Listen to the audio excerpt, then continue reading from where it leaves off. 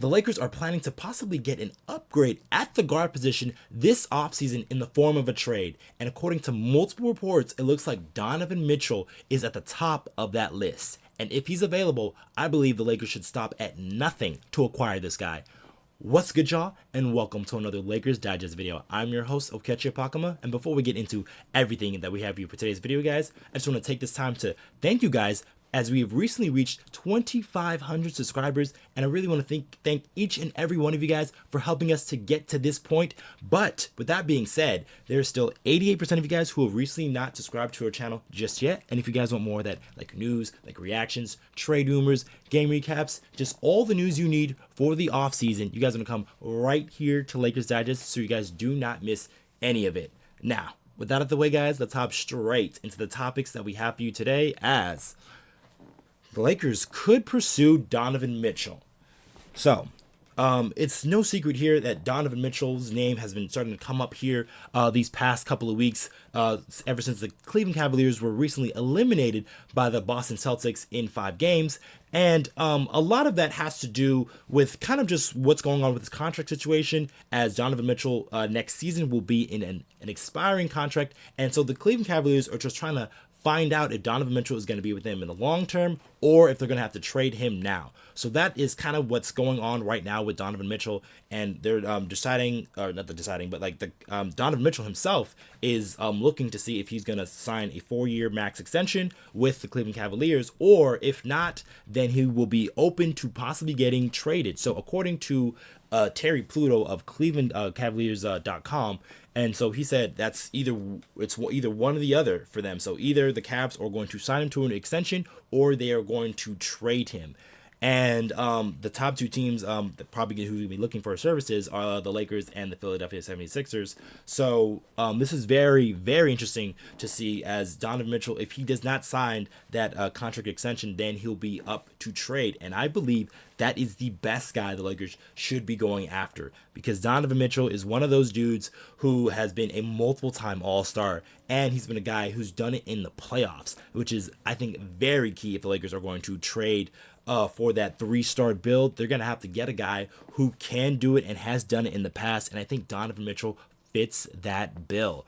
But just to speak on more of just his situation and just like what could transpire, because the Cleveland Cavaliers are kind of in that weird middle place that you don't want to be in the NBA, where you're a pretty good team, but you're also not good enough to compete at the championship level just yet. So they're just trying to commit to either one of their guards, whether it's Darius Garland or it's going to be Donovan Mitchell. And so it depends on, obviously, if Donovan Mitchell signs that extension. If he doesn't, then he'll be available. But if he does sign that extension, there was also reports that the Cleveland Cavaliers, excuse me, not the Cleveland Cavaliers, but the Darius Garland's camp will be looking to get a trade from the Cleveland Cavaliers, as he is also in that weird area. So like he might be looking for a trade, and the Lakers were also linked to trading for a guy like Darius Garland, but I don't think he has the same gravitas or stature that a guy like Donovan Mitchell does, as Darius Garland has yet to do it yet in the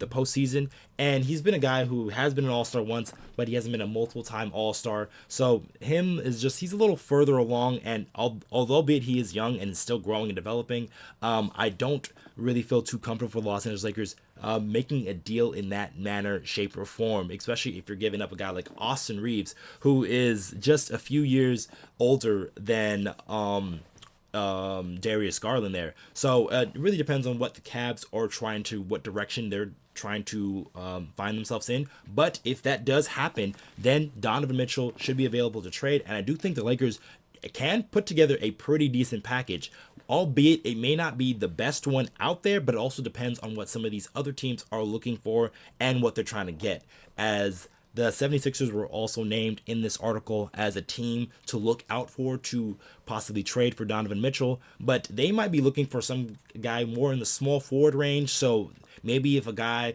like Jimmy Butler becomes available in Miami, or Brandon Ingram, who will be available for the New Orleans Pelicans, they're more looking of that ilk type of player, because they already have that high-level impact guard in Tyrese Maxey. So I'm really interested to see what other suitors will come up for Donovan Mitchell, but we'll find out here actually in the next couple of weeks if he is going to become available or not. Because if he doesn't sign that extension, then come draft night, actually, I do believe that Donovan Mitchell could be traded, and that's would be a perfect time for the Los Angeles Lakers to strike on a deal, especially on draft day. They're going to be having, they're going to be able to have 3 first round picks that they can trade for a guy of Donovan Mitchell's caliber. I do believe those 3 first round picks, they do have more value than what people would be possibly saying, as the Los Angeles Lakers, these picks are further down the line. I believe they are able to trade not only this year's pick, but then their pick in, I believe it's 2029 and then 2031. So these are picks way down the line, and these guys, the Lakers team could look vastly different. So a lot of teams who are trading for possibly guys like this are looking past the fact that Anthony Davis and his tenure for the Los Angeles Lakers. So the Lakers could look like a very different team, and so that's why these picks are very appealing for the Los Angeles Lakers, because they could not be a good team 2019 or 2029 or 2031, but we don't know that yet. So for the Lakers to mudge together a deal, and then obviously in this deal you have to put in a guy like Austin Reaves. I do like Austin Reaves. I have been a major fan of his game and what he can do, even in the playoff situation, as he's been able to rise his game up to a certain standard, but it's just not up to the level that a guy like Donovan Mitchell can do. And if that happens, if we do end up in a position to trade, and then we have to include Reaves and those 3 first round picks, I would do it in a heartbeat and then invest largely in that young Max Christie, because I do believe he is the right type of guard that you want to put right next to a guy like Donovan Mitchell. So we'll see what the Lakers are able to do here. If, like I said, if Donovan Mitchell does not sign that extension here in the next couple of weeks, look for draft day. That's going to be a very important day for the Los Angeles Lakers. But if the Lakers aren't able to get a deal for him, there are some other guards that were available, that could be available to the Los Angeles Lakers. They named some here in this article here, and they're talking about the backcourt of the Atlanta Hawks, Trae Young and DeJounte Murray. Those two, it seems like they are going towards more of a divorce over there in Atlanta. So one of those 2 guards will become available, and the Lakers, who were interested in a trade partner, first and foremost for DeJounte Murray during those early parts of the trade deadline season, he's a guy that could be looked at in their direction. Or it could be even Trae Young, who has been a name who has been surfaced a lot more recently, as he's been a guy that's also been looked at for the Los Angeles Lakers. He used to be a Clutch Sports guy, but I believe he changed agencies to CAA. So that kind of takes the Clutch Sports angle out of everything. But those 2 guys could be options for the Los Angeles Lakers, and even Zach LaVine, whose name could resurface once more once the summer hits, as he's been a guy who had a pretty big injury, so he missed the rest of the season, but he still is a very high-level player. But between DeJounte Murray, Trae Young, and Zach LaVine, all 3 of these guys, I don't think they're worth any of what Donovan Mitchell can bring to the table. Just, look at the stats for Donovan Mitchell this past season. He was averaging 26 points per game to go along with 5 rebounds and 6 assists. So he really picked up his playmaking off of his career averages. He shot about 46% from the field, 36 from 3, and that's off of a high volume. And then he was a terrific free throw shooter with 86% from the line. And then to include also those win shares there. So he was adding about 6 wins per game for the Cleveland Cavaliers there. So if he's the guy that he's available and he is open, the Lakers should honestly just give up the farm for this guy, because I do believe he is the right mix of type of guy that you need, a guy that can hit a pull-up 3-point shot if you need it, and then he can also get to the rim at will. And he's still 27, so he's still young enough to have those legs, those bouncy legs, to really get up and down the court. And then he can be a guy that can possibly play a little bit more games. So if you are worried about LeBron James or Anthony Davis missing games in the middle of the season, a guy like Donovan Mitchell can definitely pick up the slack and lead your team to a victory. But also, the biggest thing about this whole trading for that 3-star build thing, albeit it can be very exciting. I do believe their offense would be electric if they were able to get this guy. It matters about the rest of the guys on the court. So if that happens, we're gonna have to trade a good amount of our good rotation players. So guys like Austin Reaves and Rui Hachimura.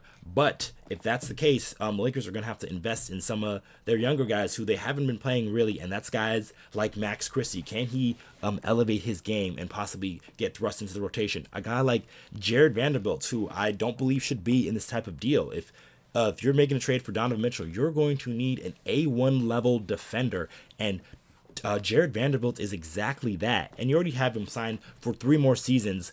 And then even a guy like who may or may not could be a part of the deal, but a guy like Gabe Vincent.